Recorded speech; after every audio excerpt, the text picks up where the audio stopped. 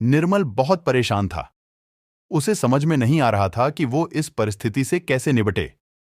वो अपनी मां को बहुत चाहता था, किंतु उसकी पत्नी और बच्चे उसकी मां से बहुत दूर भागते थे, क्योंकि उसकी मां की एक आंख नहीं थी, साथ ही उसकी कमर भी 90 अंश पर झुकी थी। वैसे वह अपना सब काम खुद कर लेती है, किंतु फिर भी वो उसकी पत्नी और बच्चों के लिए हमेशा खटखटी है। दादी, आप ऊपर के कमरे में जाओ, मेरे दोस्त आ रहे हैं, निर्मल के बेटे आर्यन ने बड्ढे बेरुखी से कहा। पर बेटा, मैं तो यहां बहुत दूर बैठी हूं, निर्मल की मां ने बहुत प्यार से कहा। नहीं, आप उनके सामने मत रहो, वो मुझे चिढ़ाते हैं, आर्यन ने जोर से डांटते हुए कहा। क्या हुआ आर्यन, क्यों चिल्ला रहे हो? निर्मल की पत्नी सुकन्या ने किचन से ही आवाज लगाई। देखो ना मां, ये दादी यहीं ड्राइंग रूम में बैठी हैं और मेरे दोस्त आ रहे हैं, आर्यन ने शिकायत भरे लहजे में कहा।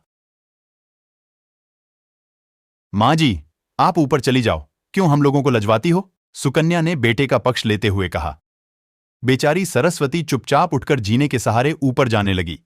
कमर झुकी होने के कारण उन्हें ऊपर चढ़ने में बहुत परेशानी हो रही थी, किंतु वो पूरी ताकत से ऊपर के एक अकेले कोने वाले कमरे में जाकर बैठ गईं। निर्मल बाजू के कमरे से सब सुन रहा था। उसे कष्ट हो रहा था कि उसकी मां को अपमानित होना पड़ रहा है, किंतु वो असहाय था। अगर वो कुछ कहता है तो पत्नी और बच्चे उसका विरोध करने लगते हैं। दूसरे, उनके तर्क भी सही लगते हैं। चूंकि वो एक प्रशासनिक अधिकारी था, उसका सामाजिक स्तर बहुत ऊंचा था। उसका ससुराल भी एक उच्च घराने में था, अतः वह चुपचाप इस तरह हर दिन अपनी मां को अपमानित होते देखता रहता था। रात को निर्मल की पत्नी ने कहा, देखो जी, अब कुछ करो। कल कलेक्टर साहब की पत्नी आई थी। मां जी अपनी देशी धुन धारा में उनसे मिली। मुझे बहुत शर्म आ रही थी बताते हुए कि ये मेरी सास हैं।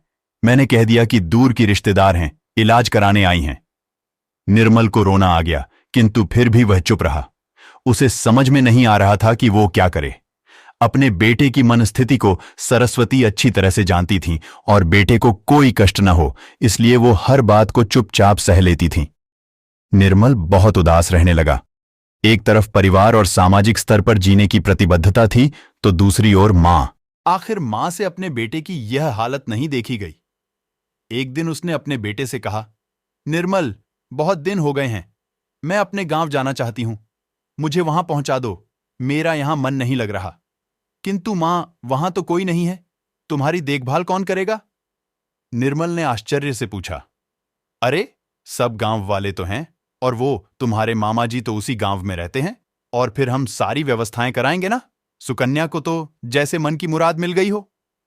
हां बेटा, बहू सही कह रही है, सरस्वती ने लंबी सांस लेते हुए कहा।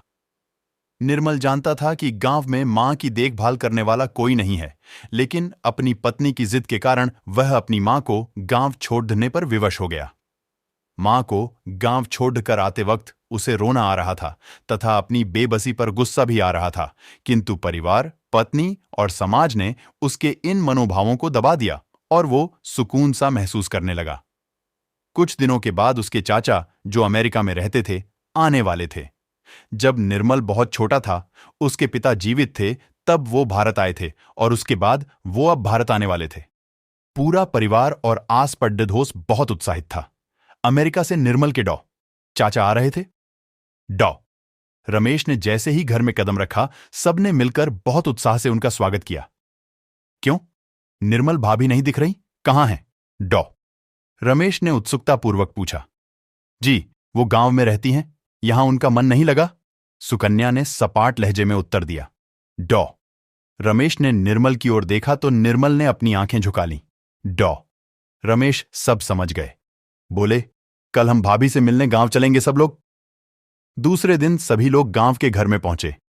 देखा कि सरस्वती को बहुत तेज बुखार है और वो पलंग पर असहाय पड़ी है।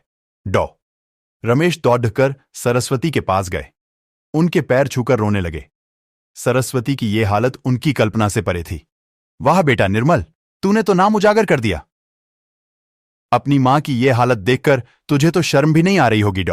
रमेश ने निर्मल को डांटते हुए कहा। नहीं देवर जी, निर्मल का कोई दोष नहीं है, मैं खुद गांव आई थी, सरस्वती ने अपने बेटे का बचाव किया। मुझ सब पता चल गया भाभी, आप चुप रहो। क्यों बहू, तुम्हें अपनी सास की कुरूपता पसंद नहीं है?